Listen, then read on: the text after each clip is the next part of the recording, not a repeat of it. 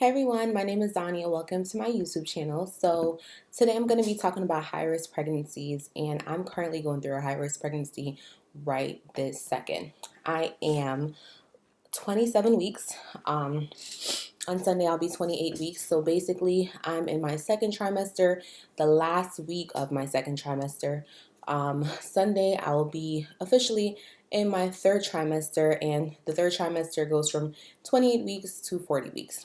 Now, I've learned a lot in the past 27 weeks being pregnant, but today I really want to talk about fibroids in pregnancy. So, I have my handy dandy notebook here, and I just want to go over what a fibroid is. And I want to tell you a little bit about how my fibroid has been affecting me in this current pregnancy. So, fibroids are abnormal growths that develop in or on a woman's uterus. They're typically non-cancerous tumors that cause severe abdominal pain and heavy periods.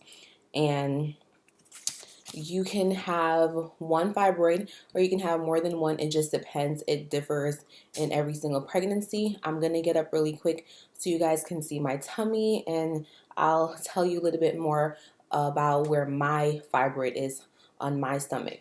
So let me get up really quick. I'm going to just put this down so you can see my belly. So this is my belly. I'm 27 weeks. It's pretty round, as you can see. I still have my innie, but my belly is like really, it's getting big. And this is me from the side. So regarding my fibroid is actually on this side of my stomach, and the baby's on this side of my stomach. So they're both on different sides. The fibroid that I have right now on my uterus is 10 centimeters, and that's pretty big. Now, I know of different situations where people have fibroids that are smaller than that. They have fibroids that are a couple pounds. They have fibroids that are in different places. It's a lot. But talking about me and my fibroid and my pregnancy, it's been super duper rough. So let's start from the beginning. I'm going to tell you when I found out I actually had a fibroid and how it really affected this pregnancy.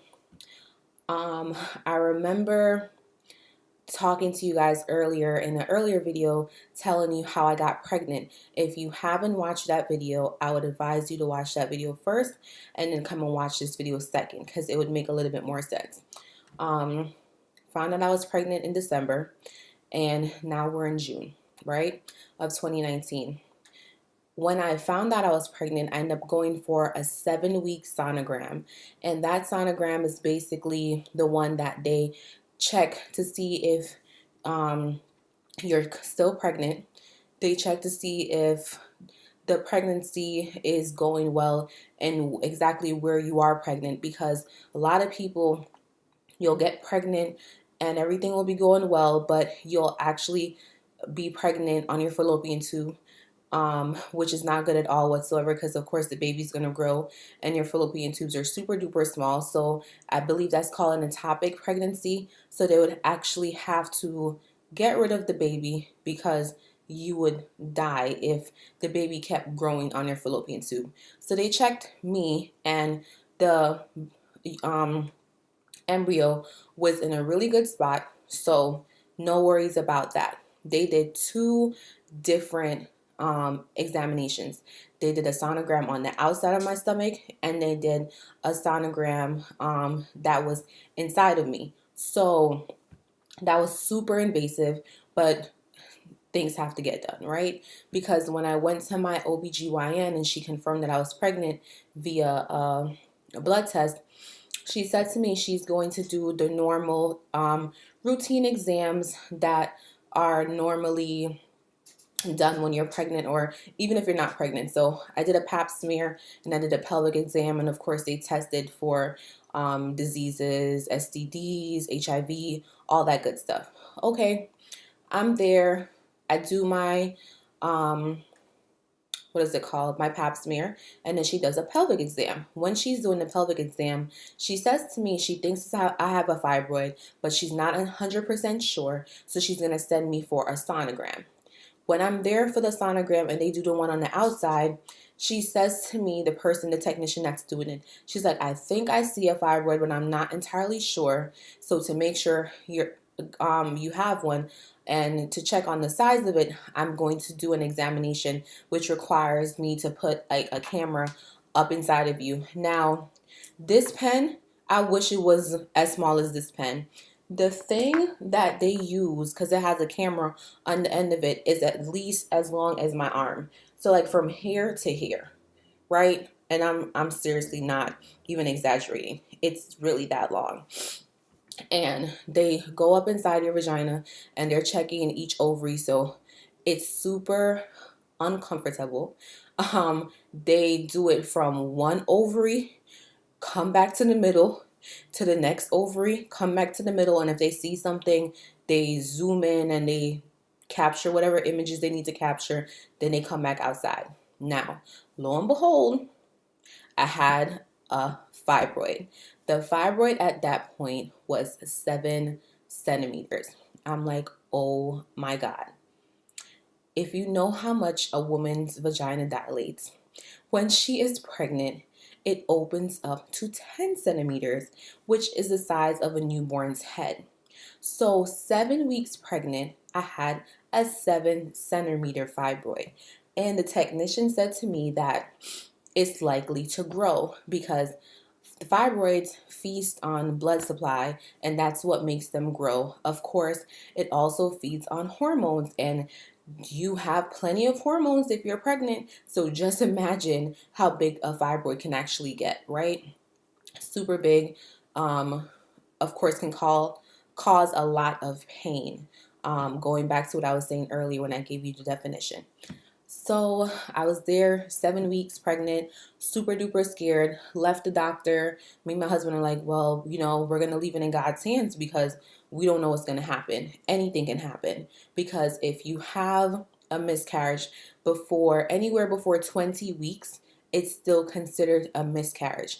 If you give birth anywhere after 20 weeks, it's considered preterm labor. So I was in the position where, well, a lot of women miscarry anywhere from when you find out you're pregnant or when you are pregnant to about 12 weeks. So that was like the scary couple weeks that we had to wait before we said anything to anyone.